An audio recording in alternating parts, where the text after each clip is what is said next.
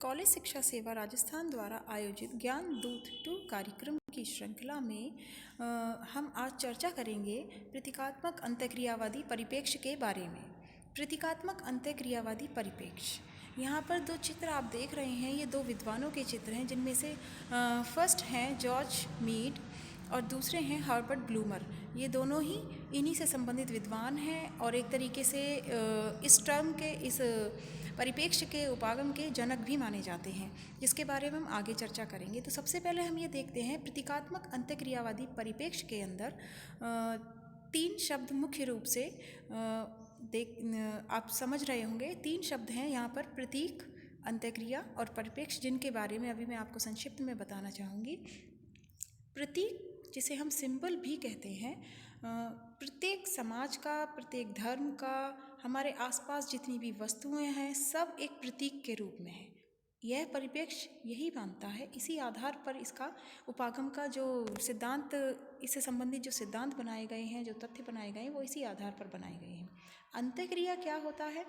अंतःक्रिया जो है, 2 व्यक्तियों के मध्य एक उद्देश्यपूर्ण वार्तालाप होता है। विभिन्न समाजशास्त्रियों द्वारा अंतःक्रिया को 2 भागों में बांटा गया था, जिसमें प्रथम है संरचनात्मक अंतःक्रिया और दूसरी है प्रतीकात्मक अंतःक्रिया। अब संरचनात्मक अंतःक्रिया क्या होता है, इसके बारे में मैं आपको बताती हूँ थोड़ा सा। संरचनात्मक अंतःक्रिया के अंतर्गत कर्ता जो है, उसको अंतःक्रिया करने में स्वतंत्रता नहीं होती है। इसे हम एक उदाहरण से समझेंगे। जैसे किसी मूवी थिएटर का कलाकार जो है, वो लिखे हुए संवादों को ही या डायलॉगों को ही बोल सकता है, अपनी तरफ से उसे कोई लाइन जोड़ने या बोलने का कोई अधिकार नहीं होता। उसी तरीके से प्रतीकात्मक अंतःक्रिया जो होती है, उसमें कर्ता अंतःक्रिया करने में अपने विवेक का प्रयोग भी कर सकता है। तो अपेक्षाकृत संरचनात्मक अंतःक्रिया के प्रतीकात्मक अंतःक्रिया में कर्ता जो है वो स्वतंत्र होता है कुछ मात्रा में, इसको हम एक उदाहरण से समझ सकते हैं। जैसे खेल का खिलाड़ी जो है, अपने खेल के दौरान अपनी एक्टिविटीज़ को चेंज कर सकता है, अपनी स्ट्रैटेजी को भी बदल सकता है अगर आवश्यकता पड़े तो। लेकिन होता सब खेल के नियमों के अंतर्गत है। जिस तरीके से खिलाड़ी क्रिकेट के मैच में, अगर खिलाड़ी पहले अच्छा प्रदर्शन कर रहे हैं या फिर पहले उनका ख़राब प्रदर्शन रहता है फर्स्ट राउंड में, तो सेकंड राउंड में या फिर आगे जाकर उसका जो लीडर होता है, कैप्टन होता है, वो अपनी स्ट्रैटेजी को चेंज कर सकता है। तो इस तरीके से इन दोनों में अंतर है। प्रतीकात्मक अंतःक्रियावाद का जन्म और विकास अमेरिका के शिकागो विश्वविद्यालय से संबंधित होने के कारण इसे समाजशास्त्र का शिकागो संप्रदाय के नाम से भी जाना जाता है। विद्यार्थियों, इसमें एक प्रश्न भी बनता है विभिन्न प्रतियोगी परीक्षाओं के दौरान कि प्रतीकात्मक अंतःक्रियावादी परिप्रेक्ष्य किस संप्रदाय से संबंधित है। तो उसका जो है आंसर होगा शिकागो स्कूल या शिकागो संप्रदाय। इस उपागम के अंतर्गत बेसिकली मानव व्यवहार के मूर्त स्वरूप, अंतःक्रियाओं की प्रकृति और सामाजिक संबंधों के गतिशील पक्षों का अध्ययन किया जाता है। मानव व्यवहार के मूर्त और अमूर्त 2 स्वरूप होते हैं। मूर्त स्वरूप का मतलब होता है जो हमें दिखाई देता है, और दिखने का आधार जो होता है वो प्रतीक होते हैं। अंतःक्रियाओं की प्रकृति क्या होती है? अंतःक्रियाएं जो सहयोगपूर्ण भी होती हैं, संघर्षपूर्ण भी होती हैं, प्रत्यक्ष भी होती हैं, अप्रत्यक्ष भी होती हैं। और सामाजिक संबंधों को स्थिर नहीं माना जा सकता। वो समय और काल और क्षेत्र के आधार पर परिवर्तित होते रहते हैं, और जैसे जैसे व्यक्ति और समूह बदलते हैं, संबंधों में भी परिवर्तन आता जाता है। तो कुल मिलाकर इस उपागम के अंदर मानव व्यवहार के मूर्त स्वरूप, अंतःक्रियाओं और सामाजिक संबंधों के गतिशील पक्षों का अध्ययन किया जाता है। तीसरा जो इसका आधारभूत तथ्य है वो यह है कि यह व्यष्टि स्तरीय सिद्धांत है। इसका मतलब है समाजशास्त्र में माइक्रो और मैक्रो लेवल पर 2 तरीके के संप्रदाय प्रचलित हैं, 2 ग्रुप बने हुए हैं। तो ये व्यष्टि स्तरीय सिद्धांत है, जिसमें मानवीय परिप्रेक्ष्य के आधार पर जो 4 सिद्धांत, जो 4 उपागम बने हुए हैं, परिप्रेक्ष्य बने हुए हैं, तो उन्हीं में से एक है प्रतीकात्मक अंतःक्रियावाद। इसके अलावा लोक विधि विज्ञान, प्रघटना शास्त्र और रेडिकल जो उपागम है, आमूल परिवर्तनवादी परिप्रेक्ष्य जो है, ये 4 जो उपागम हैं संपूर्ण मानवीय समाज को देखने का इनका एक अलग नज़रिया होता है, एक अलग दृष्टिकोण होता है। और परिप्रेक्ष्य का मतलब भी यही होता है कि परिप्रेक्ष्य जिस भी विषय से संबंधित होता है उस विषय से संबंधित प्रघटनाओं, तथ्यों और वस्तुओं को उसी दृष्टिकोण से देखना। जैसे समाजशास्त्री, अर्थशास्त्री, भूगोलवेत्ता और राजनीति शास्त्री सभी का समाज को देखने का, समाज की समस्याओं को और मानवीय संबंधों को देखने का अपना विशिष्ट परिप्रेक्ष्य होता है। तो परिप्रेक्ष्य का अर्थ हम उसी संदर्भ में लेते हैं। प्रतीकात्मक अंतःक्रियावाद का जो टर्म है वो नई टर्म है, मानवीय परिप्रेक्ष्य से संबंधित है, मानवतावादी परिप्रेक्ष्य से। लेकिन इस उपागम की जो शुरुआत हुई थी वो जॉर्ज सिमिल, चार्ल्स कुले जैसे प्रारंभिक समाजशास्त्रियों ने ही कर दी थी, क्योंकि इन्होंने जो समाज का, अमूर्त समाज का जो अध्ययन प्रस्तुत किया था, संघ, समुदाय, संगठन के जो पारस्परिक सामाजिक संबंध होते हैं, समाजशास्त्र की विषय वस्तु जो बताई थी वो अंतःक्रिया बताई थी। इसी क्रम में वेबर ने अपनी समाजशास्त्र की परिभाषा दी थी कि समाजशास्त्रीय परिभाषा जो दी थी उसके अंदर अंतःक्रियाओं पर विशेष जोर दिया था। इसी क्रम में चार्ल्स कुले हैं, डीवी हैं, पार्क्स है आदि विभिन्न विद्वानों ने अपने अपने अध्ययन के दौरान सामाजिक अंतःक्रियाओं का प्रयोग किया था और इन सभी के बिखरे हुए विचारों को समन्वित रूप से G.H. मीड ने अपने अध्ययन के दौरान इसका प्रयोग किया था और अपनी जो समाजीकरण का इन्होंने सिद्धांत दिया था सामाजिक मनोविज्ञान के अंदर, उसे समाजशास्त्र के अंदर भी पढ़ा जाता है। व्यक्ति के व्यक्तित्व के विकास संबंधी जो सिद्धांत है उसके अंदर अंतःक्रियावाद, प्रतीक व अंतःक्रिया शब्दों का प्रयोग किया था। इस तरीके से प्रथम जो इसका अध्ययन करने वाले थे या इससे संबंधित विद्वान G.H. मीड को माना जा सकता है। प्रतीकात्मक अंतःक्रियावाद द्विपक्षीय क्रिया है जिसमें कर्ता की बात को समझकर उसका अर्थ लगाना और उस अर्थ के अनुसार अनुक्रिया होना सम्मिलित होता है। यानी कि ये एक उद्देश्यपूर्ण वार्तालाप होता है और ये उद्देश्यपूर्ण वार्तालाप जो होता है वो दो पक्षों के मध्य होता है, यानी दो पक्षों का होना आवश्यक है। लेकिन उद्देश्यपूर्ण वार्तालाप में प्रत्यक्ष उपस्थिति होना अति आवश्यक नहीं होता है, क्योंकि उद्देश्यपूर्ण वार्तालाप प्रत्यक्ष और अप्रत्यक्ष किसी भी रूप में होता है। लेकिन इसके अंदर जो मूल तथ्य होते हैं उसमें गिलिन ने कहा है ऐसा। सबसे पहले जो उद्देश्यपूर्ण अंतःक्रिया के सफल होने के लिए प्रथम शर्त जो है सामाजिक संपर्क है और दूसरी शर्त होती है सामाजिक संपर्क के साथ साथ दूसरी शर्त जो है वो है एक तरीके से संचार, कम्युनिकेशन। इन दोनों शर्तों के आधार पर ही जो व्यवहार है, मानवीय व्यवहार है, जो अंतःक्रिया है वो उद्देश्यपूर्ण मानी जा सकती है। अब इसको हम एक उदाहरण से समझ सकते हैं।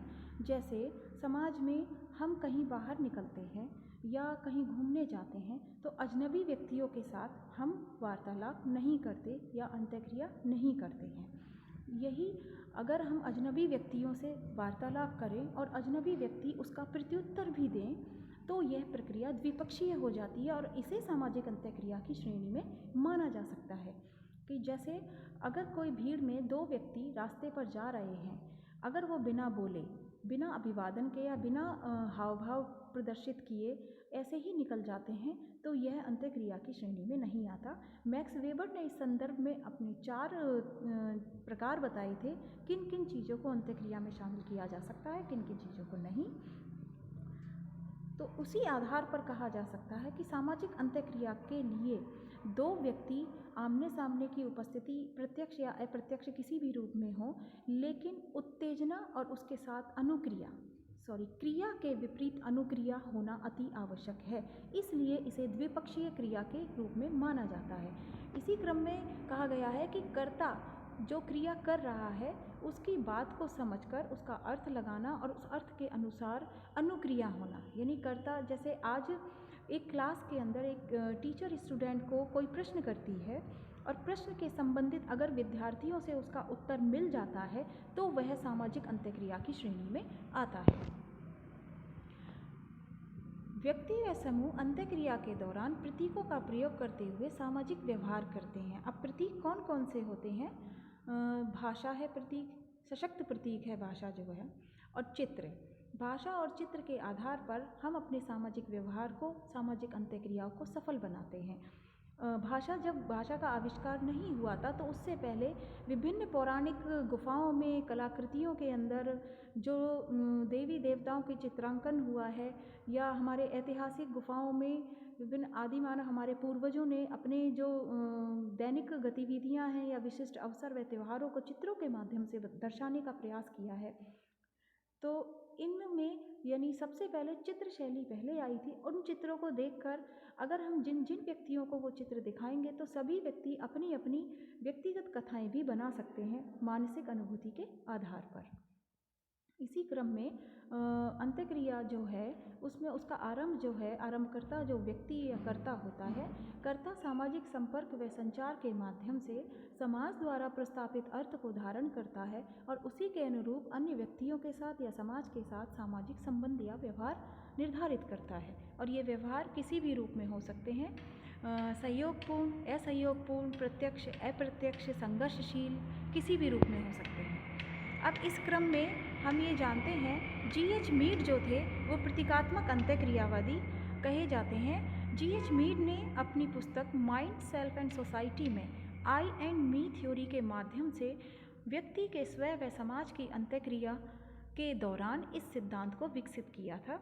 इसलिए इन्हें हम फाउंडर ऑफ सोशियोलॉजी के नाम से जाने जाते हैं। और यह प्रश्न कई बार प्रतियोगी परीक्षाओं में भी आता है कि प्रतीकात्मक अंत्यक्रियावाद के जनक कौन हैं, प्रतीकात्मक अंत्यक्रियावाद का आरंभ किसने किया था। तो आरंभकर्ता तो G.H. मीड हैं, लेकिन प्रतीकात्मक अंत्यक्रियावाद जो टर्म है, जो शब्द है, इसका सर्वप्रथम प्रयोग किया था हर्बर्ट ब्लूमर ने, जिसके बारे में हम आगे चर्चा करेंगे। अभी हम मीड के बारे में जानते हैं। इन्होंने अपनी थ्योरी के अंदर किस तरीके से प्रतीकों व अंत्यक्रियाओं को बताने का प्रयास किया है।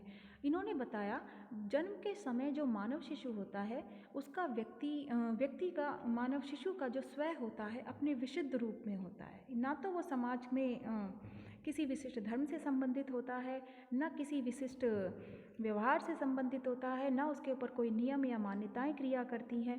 यानी उसका कोई प्रतीक नहीं होता, कोई सिंबल नहीं होता और किसी चीज़ का प्रतिनिधित्व नहीं करता। केवल वो हार्ड मास का एक पुतले के समान होता है जिसका अपना स्वयं मस्तिष्क है, विवेक है, जो कि क्रियाशील और सृजनशील रहता है नित्य। यानी समय के साथ साथ या जैसे जैसे समाज के विभिन्न व्यक्तियों के संपर्क में आता है। अब वो बच्चा जन्म लेते ही सीधे समाज के संपर्क में नहीं आता, सबसे पहले वो परिवार के संपर्क में आता है और परिवार के अंदर वह अपनी माँ के संपर्क में रहता है। तो उसका समाज जो होता है वो माँ या उसका परिवार ही होता है। तो विभिन्न प्रकार के रीति रिवाज, नियम, प्रथा, परंपराओं का जो उसकी प्रारंभ होता है, सीखने का जो आरंभ होता है, वो व्यक्ति के अंतर्मन के आधार पर होता है। सामाजिक संपर्क में आकर ही व्यक्ति समाज के मूल्य, मानक और भूमिकाओं को सीखता है। मूल्य, मानक और भूमिकाओं को सीखने के दौरान व्यक्ति का स्व जो है वह समाज के साथ अंत्यक्रिया करता है। अब वो अंत्यक्रिया कैसे करता है कि मानव के स्व को इन्होंने दो भागों में बांटा, मैं और मुझे या मेरा। इसीलिए इनके सिद्धांत को आई एंड मी थ्योरी कहा जाता है। मैं का यहाँ तात्पर्य है दूसरों के व्यवहारों का प्रत्युत्तर, यानी मेरे द्वारा जो व्यवहार किया जाता है दूसरों के प्रति और उसके संदर्भ में जो मुझे उत्तर मिलता है वो है मैं। मेरा क्या है, मेरे द्वारा किए गए व्यवहार पर दूसरों की प्रतिक्रिया, यानी कि इसका तात्पर्य ये है कि मैंने जो दूसरों के प्रति व्यवहार किया है, दूसरों ने उसी क्रम के अंदर उसके प्रत्युत्तर में जो मेरे प्रति व्यवहार किया, उस व्यवहार की मेरे द्वारा क्या प्रतिक्रिया जारी की गई, यानी मैंने अपने मस्तिष्क में उस व्यवहार के संदर्भ में क्या सोचा, ये है मेरा। और मैं और मेरा का ये अंतर्द्वंद जो है ये भी द्विपक्षीय होता है। अंतर्द्वंद या ये अंत्यक्रिया कह सकते हैं। और इसी अंत्यक्रिया के माध्यम से व्यक्ति के स्व का विकास होता है और व्यक्ति का स्व फिर समाज के साथ अंत्यक्रिया करता है और समाज की और व्यक्ति की इस अंत्यक्रिया के दौरान ही उसके स्व व्यक्ति का समाजीकरण होता है। और व्यक्ति और समाज की मध्य जो अंत्यक्रिया होती है वो प्रतीकात्मक संचार के माध्यम से होती है। और प्रतीकात्मक संचार के रूप में हमें भाषा नामक प्रतीक का प्रयोग करते हैं। और भाषा, चेहरे के हाव भाव, एक्सप्रेशन और विभिन्न प्रकार के प्रतीकों के माध्यम से हम दूसरे व्यक्ति को या सामने वाले व्यक्ति को इस तरीके की अपनी बातों को, अपनी उद्देश्यपूर्ण अंतःक्रियाओं को समझाते हैं और उसके प्रत्युत्तर में जो उन्होंने प्रतिक्रिया की है उसको हम अपने मस्तिष्क में धारण करते हैं और उन्हें या तो अच्छा मानते हैं या बुरा मानते हैं। इस प्रकार हम अपनी प्रतिक्रियाएं देते हैं। तो यही है समाजीकरण, और ये समाजीकरण का जो आधार है वो है सामाजिक अंतःक्रिया, और अंतःक्रिया के दौरान व्यक्ति विभिन्न प्रतीकों का प्रयोग करता है। इसी क्रम में हर्बर्ट ब्लूमर है। हर्बर्ट ब्लूमर ने प्रतीकात्मक अंतःक्रियावाद, इनका जन्म जो है 1900 में हुआ था और मृत्यु 1987 में हुई थी।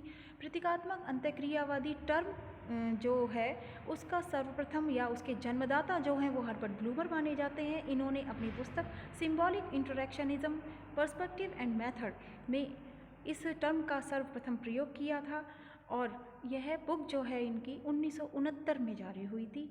तो यह भी प्रश्न बनता है कि इनकी बुक का नाम क्या है, कब जारी हुई थी और टर्म का सर्वप्रथम प्रयोग किसने किया था। इन्होंने कहा है कि प्रतीकात्मक अंतःक्रियावाद ऐसा वैज्ञानिक उपागम है जिसमें किसी समस्या को आनुभविक दुनिया से जोड़कर देखा जाता है। अब इसका हम एक उदाहरण लेते हैं, जैसे एक अंडा है, एग। उस अंडे को यदि हम देखें तो ये कहा जाता है, इसके संदर्भ में एक कहावत है कि संडे हो या मंडे रोज खाओ अंडे। तो वो क्या है, हमारे शारीरिक आवश्यकताओं से जुड़ा हुआ है। शरीर को हष्ट-पुष्ट रखने के लिए और विभिन्न प्रकार के न्यूट्रिशंस और प्रोटीन की पूर्ति के लिए अंडा जो हमारे लिए आवश्यक है।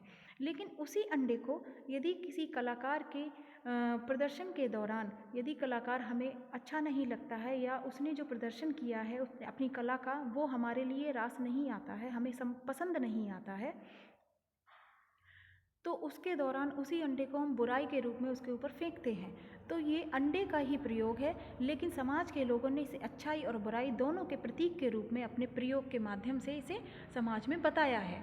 इसी क्रम में हम और भी उदाहरण देंगे कि किस तरीके से समाज में प्रतीकों का, इन्होंने क्या है अपने अध्ययन के अंदर अंतःक्रिया के दौरान प्रतीकों के प्रयोग पर बहुत विशेष जोर दिया था। इन्होंने कहा था कि हमारे आसपास की दुनिया में मनुष्य अपने दैनिक जीवन की अंतःक्रियाओं के दौरान प्रतीकों का किस प्रकार प्रयोग करता है और उन प्रतीकों को अर्थ भी वह स्वयं देता है। दैनिक जीवन में जो मनुष्य अंतःक्रियाएं करते हैं, इन्होंने विशिष्ट विशेषज्ञों के स्थान पर सूक्ष्म विष्टि स्तरीय समाजशास्त्रीय सिद्धांतों ने अपने अध्ययन का केंद्र बिंदु व्यक्ति को माना था, न कि समाज को। और व्यक्ति मूर्त होता है और प्रत्येक व्यक्ति अपने आप में अर्थशास्त्री है, क्योंकि समाज को देखने का उसका नज़रिया है वो अलग है। हर प्रत्येक व्यक्ति समाज की व्याख्या जो है अपने तरीके से कर सकता है। यहाँ पर कुछ चित्र हैं जिनके बारे में जिन्हें हम प्रतीक के रूप में प्रयोग करना चाहेंगे, और उसी आधार पर हम इस प्रतीकात्मक अंतःक्रियावाद को समझने का प्रयास करते हैं। जैसे ये एक चित्र है, एक विवाहित महिला। इसे हम देख के ही जान जाएंगे ये भारतीय विवाहित या वधू है, विवाह जिसका विवाह हुआ है या होने जा रहा है, जो भी है।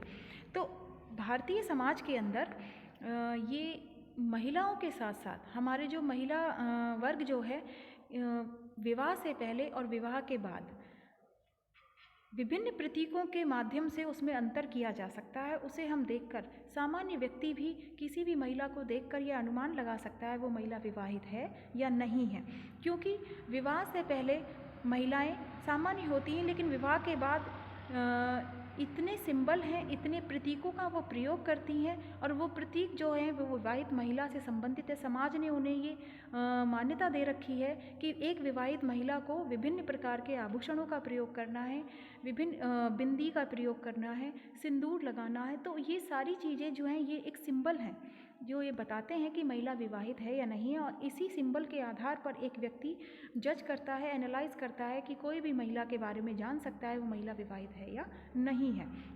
इसी तरीके से स्वास्तिक का चिन्ह जो है यहाँ आप देख रहे हैं, ये एक भारतीय समाज के अंदर इवन बौद्ध धर्म, जैन धर्म, हिंदू धर्म, इन सभी धर्म और हमारे जो पूर्वी समाज है, विश्व के जितने भी पूर्वी देश हैं उनमें अधिकांश देशों में इसे एक मांगलिक चिन्ह के रूप में माना जाता है, शक्ति का प्रतीक माना जाता है। किसी भी शुभ कार्य के दौरान, मंगल कार्य के दौरान इसका स्वास्तिक का चिन्ह बनाकर उस कार्य का आरंभ किया जाता है।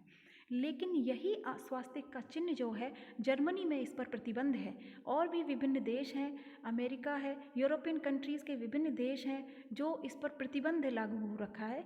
इसके पीछे कारण क्या है कि हिटलर ने इस चिन्ह का प्रयोग किया था अपने झंडे में, और हिटलर की नाजीवादी जो अराजकता उसने फैलाई थी, उस नाजीवाद के विरोध में इस चिन्ह को प्रतिबंधित किया हुआ है। इसी तरीके से हमारे देश विविधताओं में एकता का प्रतिबिंबित है। उस विविधता की एकता को हम विभिन्न रूप से देख सकते हैं। विभिन्न प्रकार के प्रतीक हैं, जैसे हिंदू, मुस्लिम, सिख, ईसाई, जितने भी लोग हैं, इन सब के कॉस्ट्यूम, इन सब के पहनावे को देखकर हम जान सकते हैं कि कौन हिंदू है, कौन मुस्लिम है, कौन ईसाई है।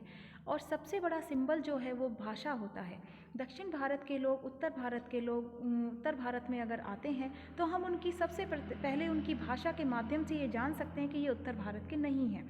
और दूसरा है प्रजातीय भेद भी होता है। ये तो प्रजातीय भेद एक तरीके से गॉड गिफ्ट है, ये नस्लीय भेद होता है, इसको नहीं लेंगे हम इसमें। और दूसरा एक तरीका है, यदि पूर्वी समाज के लोग पश्चिमी समाज में जाते हैं या किसी नए समाज के अंदर जाते हैं तो उसकी भाषा के माध्यम से हम क्षेत्रीय विभिन्नताओं को और उसकी भौगोलिक स्थिति के बारे में पता लगा सकते हैं कहीं हद तक। तो इस तरीके से प्रतीकात्मक अंतःक्रियावाद कुल मिलाकर यह कहता है, हर्बर्ट ब्लूमर के अनुसार, कि जो कुछ है वो प्रतीक है, समस्त सामाजिक व्यवहारों का आधार प्रतीक है, और इन प्रतीकों को समाज के मनुष्य ही अर्थ प्रदान करते हैं सामाजिक रूप से। कब? सामाजिक अंतःक्रियाओं के दौरान। इस संदर्भ में इन्होंने 3 आधारभूत तथ्य कहे थे, जो इस प्रकार हैं कि प्रत्येक व्यक्ति अपने दृष्टिकोण से, अपने संदर्श से समाज के प्रतीकों की व्याख्या करता है। दूसरा जो इनका जो तथ्य है वो यह है कि वस्तुओं का स्वयं में कोई अर्थ नहीं होता। वस्तुओं को अर्थ प्रदान कौन करता है? व्यक्ति। जो व्यक्ति दैनिक जीवन में उन वस्तुओं का प्रयोग करता है, उन्हें ही वो अर्थ प्रदान करता है। इस तरीके से अर्थ का आधार हो गया सामाजिक। और यह निर्वचनात्मक समझ या अर्थबोध एक मानसिक प्रक्रिया है, न कि सामाजिक या जैविक, जैसा कि मीड ने कहा था। इस आधार पर ये मीड का विरोध भी करते हैं एक तरीके से। इस संदर्भ में एक उदाहरण है, जैसे रंगों का अर्थ।